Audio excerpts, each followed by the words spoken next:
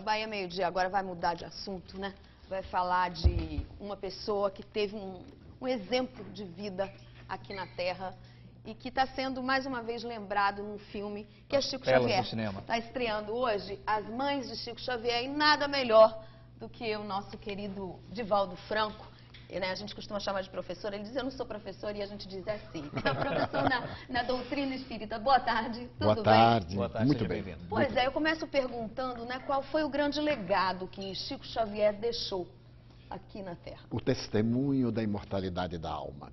Ninguém como ele na Terra, depois de Jesus, provou cientificamente, de maneira incontestável, que a vida continua depois do túmulo.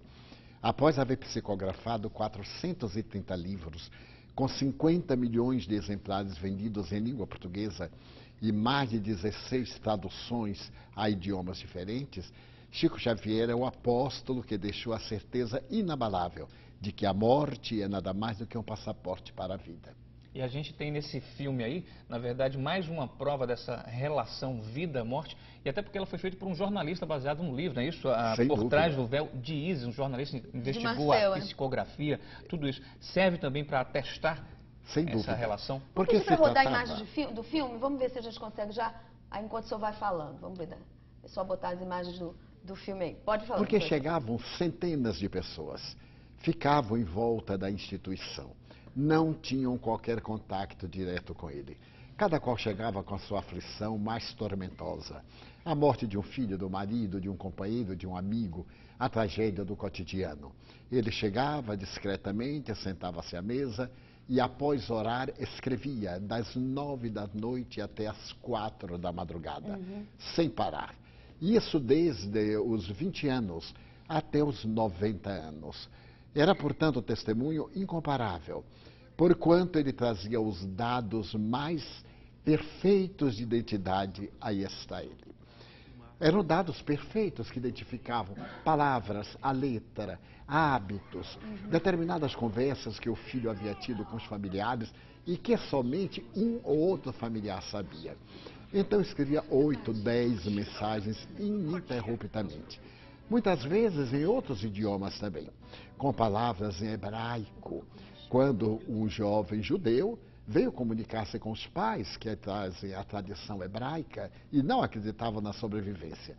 E de tal forma a mensagem era verdadeira que os pais tiveram que lê-la, porque eram palavras escritas no hebraico e que o Chico não sabia pronunciar. E são exemplos que ajudam as pessoas em várias situações. A gente tem nesse filme aí uma mãe que sofre porque perdeu o filho, outra porque o filho está com envolvimento com droga, a outra porque tem uma gravidez indesejada. Então são exemplos muito comuns e um filme desse pode realmente trazer alento a pessoas, a milhares de pessoas que passam pela mesma situação. Porque a melhor maneira de fazer suportar o luto pela perda. Numa dessas cartas que um amigo meu me mostrou, o filho vinha pedir ao pai que procurasse ajudar a namorada que ele deixou na terra porque ela estava grávida. Olha. Deu o nome da moça, deu o endereço, em Ribeirão Preto. Chico Xavier estava em Uberaba.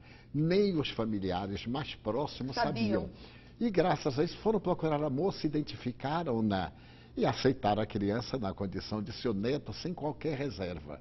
Hoje o rapazinho está com 18 anos, ela está casada novamente, profundamente feliz. Uma prova indiscutível de que o ser mantém a sua individualidade, a sua personalidade e que a morte é uma ilusão nossa. São os tecidos materiais que se desfazem, porém o mais notável, cada um continua como era. Não há uma mudança do homem para o anjo, do demônio para o santo. Cada um prossegue além da morte conforme viveu aqui na Terra, o que é fascinante. A sua essência, né? A sua alma. A sua essência permanece exatamente como era. Não muda, você pode não se lembrar, mas é verdade. As aparências decompõem-se, mas o ser é aquilo que estruturalmente foi criado por Deus. Eu já vou perguntar para o senhor o que eu prometi. A gente sempre conta mentira, umas mentirinhas na vida, né? Impossível uma pessoa dizer que nunca contou uma mentirinha. Já é uma mentira. Já é uma mentira. Qual foi a maior mentira que o senhor contou? Eu era mais jovem e saía para pregar. E como eu trabalhava numa repartição pública, o meu chefe era muito austero.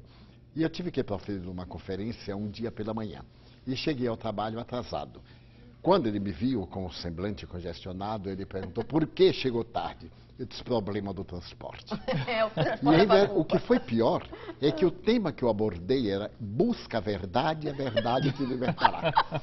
Então eu me arrependi e nunca mais continuei buscando a verdade. Tá certo. Vou aproveitar agora e fazer umas perguntas dos telespectadores que enviaram pra gente. A Tatiana Cristaldo, ela disse que tem muito medo da morte, tanto da própria morte dela quanto da morte de outras pessoas que estão próximas a ela. Eu aproveito e pergunto também, muitas pessoas questionam isso. Os médiuns, os espíritas, têm a capacidade de prever o próprio dia do desencarne? Não, não tem. É muito raro. Essa premonição a divindade nem sempre permite, porque pode produzir distúrbio comportamental muito grave. Mesmo Jesus dizia que do momento somente o Pai é que sabe, nem ele sabia. E Chico Xavier não teria previsto? Ele previu mais ou menos. Ele disse que iria partir no dia que os brasileiros estivessem muito felizes. E foi no dia do pentacampeonato. Ele estava dormindo quase às 6 horas, despertou e perguntou quem ganhou. Disseram, o Brasil é pentacampeão. Então ele cerrou os olhos e começou, Pai Nosso que estás nos céus, e desencarnou. Mas não era uma previsão exata do dia e da hora. Do dia e da hora e nem das circunstâncias. Exatamente. Né? E respondendo a Tatiana, porque as pessoas têm tanto medo assim da morte. Verdade, é verdade. É um fenômeno curioso.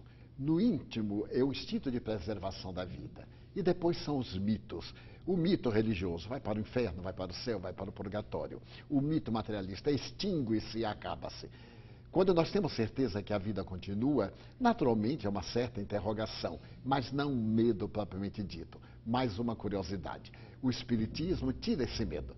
Se ela lê, por exemplo, o Livro dos Espíritos, de Allan Kardec, vai desaparecer esse medo que é hereditário e é transpessoal. É cultural, né, da gente mesmo. O Alfredo Teles, quando alguém entra em coma, o espírito dessa pessoa ainda está ativo, ainda percebe as coisas? Sem dúvida, o aparelho é que está desgastado.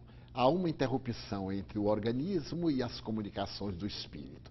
O espírito normalmente está lúcido, e isso constitui para ele uma grande provação, porque ele deseja comunicar-se, mas os instrumentos não funcionam. O espírito continua ao lado. Da Jaqueline Pessoa, o que os espíritas acham dos sonhos? Ou seja, sonhar com uma pessoa que já desencarnou significa um encontro com essa pessoa ou apenas lembranças? Não necessariamente. Pode ser um sonho do inconsciente, pode ser um sonho de natureza emocional.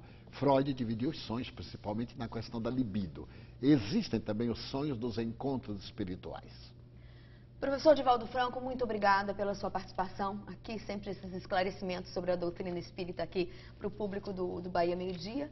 E se as pessoas tiverem oportunidade, as mães de Chico Xavier aí, que sempre dá um conforto para quem está passando por um momento parecido. Sem dúvida, sou eu quem agradeço. Muito obrigada, uma ótima tarde para o senhor.